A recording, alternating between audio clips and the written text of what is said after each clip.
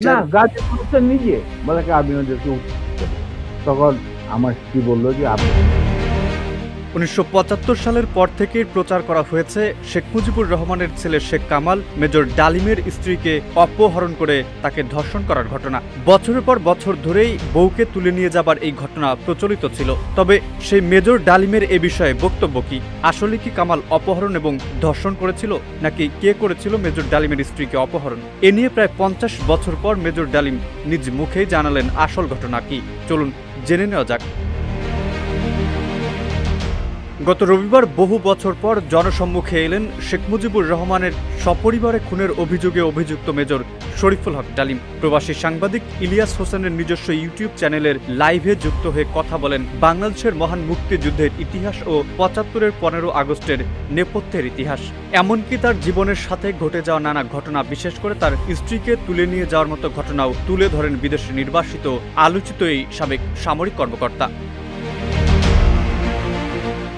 তার স্ত্রীকে তুলে নিয়ে যাওয়ার ঘটনা জানতে চাইলে তিনি জানান, ১৯৭৪ সালের মাঝামাঝি সময় তার খালাতো বোনের বিয়েতে ঘটে এক বর্বরোচিত অকল্পনীয় ঘটনা। ঢাকা লেডিস ক্লাবের বিয়ে থেকে তুলে নিয়ে যাওয়া হয় তার স্ত্রী নিম্মিকে। তিনি বলেন, পুরো অনুষ্ঠানটাই তদারকি করতে হচ্ছিল নিম্মি এবং আমাকেই। আমার শ্যালক বাপ্পি ছুটিতে এসেছে কানাডা থেকে।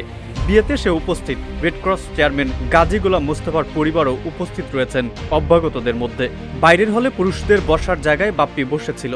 তার ঠিক পেছনের সারিতে বসেছিল গাজীর ছেলেরা। বয়সে ওরা সবাই কম বয়সী ছেলেছোকরা। হঠাৎ করে গাজীর ছেলেরা পেছন থেকে কৌতুক ছলে বাপ্পির মাথার চুল টানে। বাপ্পি পেছনে তাকালে ওরা নির্বাক বসে থাকে। এভাবে ২-৩ বার চুল টানার পর বাপ্পি রাগান্বিত হয়ে ওদের জিজ্ঞেস করে, চুল টানছে কে?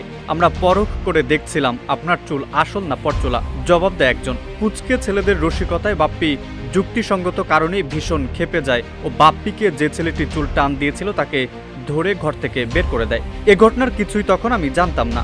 বিয়ের আনুষ্ঠানিকতার প্রায় সবকিছুই সুষ্ঠুভাবে হয়ে যায়। তিনি বলেন, এই ঘটনার জের ধরেই দুটি মাইক্রোবাসে করে ১০-১২ জন অস্ত্রধারী বেসামরিক লোক নিয়ে গাড়ি থেকে নামলেন স্বয়ং গাজী গোলাম মোস্তফা। গাড়ি থেকে প্রায় চিৎকার করতে করতেই বেরোলেন তিনি। চিৎকার করে তিনি বললেন, কোথায় মেজর ডালিম? বেশি বার বেড়েছে, তাকে আজ আমি শায়েস্তা করব। কোথায় সে? ঘটনার আকস্মিকতায় আমি হতবাক। আমি অত্যন্ত ভদ্রভাবে তাকে জিজ্ঞেস করলাম, ব্যাপার কি? এ সমস্ত কিছুর মানেই বাকি। তিনি তখন ভীষণভাবে ক্ষিপ্ত। এক নাগারে শুধু বলে চলেছেন, গাজীরে চেনো না, আইজ আমি তোরে মজা দেখামো, তুই নিজেরে কি মনে করছস? তার ইশারায় অস্ত্রধারীরা সবাই তখন আমাকে টানা হেঁচড়া করে মাইক্রোবাসের দিকে নিয়ে যাবার চেষ্টা করছে। মেজর ডালিম বলেন, বাইরে হইচই শুনে নিম্মি এবং খালাম্মা বেরিয়ে এসেছেন অন্দরমহল থেকে। আমাকে জোর করে ঠেলে উঠানো হলো মাইক্রোবাসে। আমাকে গাড়িতে তুলতেই খালাম্মা এবং নিম্মি দুজনেই গাজীকে বলল, ওদের সাথে আমাদেরকেও নিতে হবে আপনাকে, ওদের একা নিয়ে যেতে দেব না। গাজী তখন আমার সাথে আমার স্ত্রী এবং খালাম্মাকেও গাড়িতে তুলে নিয়ে যায় তৎকালীন প্রধানমন্ত্রী শেখ মুজিবের ৩২ নম্বরের বাসায়।